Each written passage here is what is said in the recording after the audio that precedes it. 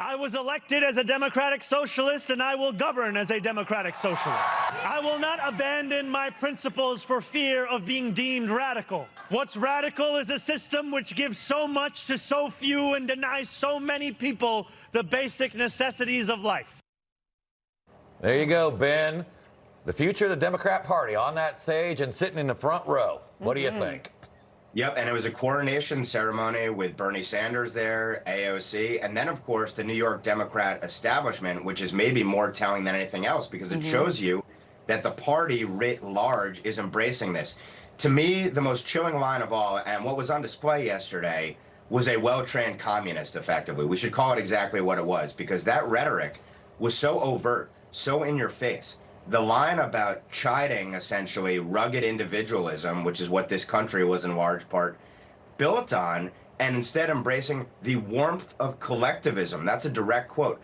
Warmth of collectivism. That is not a line that Democrats would have ever embraced, probably in the history of the country.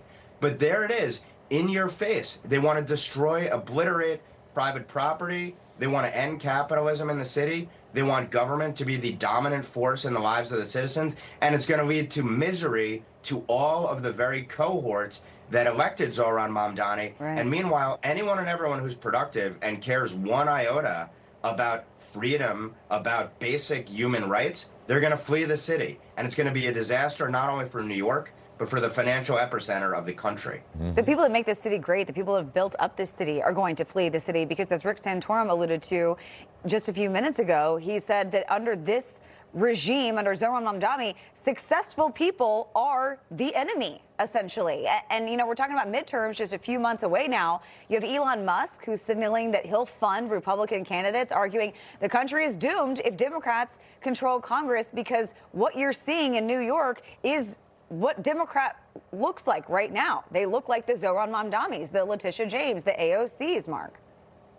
Yeah, you know, I was watching one of those cheesy reality shows about high-profile real estate agents in New York City and all the property that they have to sell and all these $250 million apartments that are available. And I imagine there's going to be a lot more available because, as you said, and as Rick Santorum said, the wealthy will flee New York City. There are a lot of other states that will be welcoming to people and will be protecting capitalism instead of what's happening in New York City, which is an attack on capitalism. And the one thing about New York is that they have a very short attention span when it comes to their mayors. They begin to hate their mayors very quickly. And with Zohran Mamdani's policies, if he actually enacts all of these things, New Yorkers will very quickly see their life and their livelihoods lower to a standard that they were not promised in this election. And that will make it very interesting in 4 years to see what path they move forward.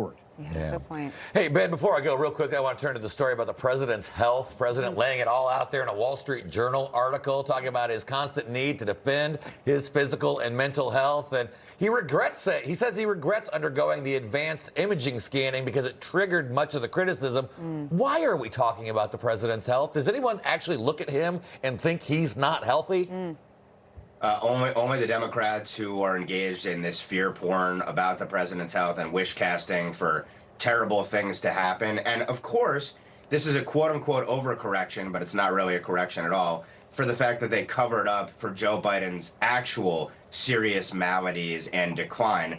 So to try and show that they're making up for their lapses, quote unquote, even though it was obviously a conspiracy of silence and to protect Joe Biden, of course they're going to go at Donald Trump's health to the nth degree. Everyone sees through the shameless, cynical ploy that this is, and it's deplorable, to use their own words. And I will say, Annie Linsky, the reporter on that Wall Street Journal article, also did a huge expose on Joe Biden's health. So they're at least being consistent.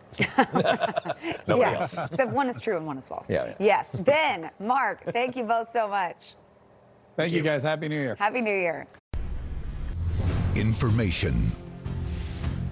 Truth is freedom. Is Newsmax. It's real news for real people.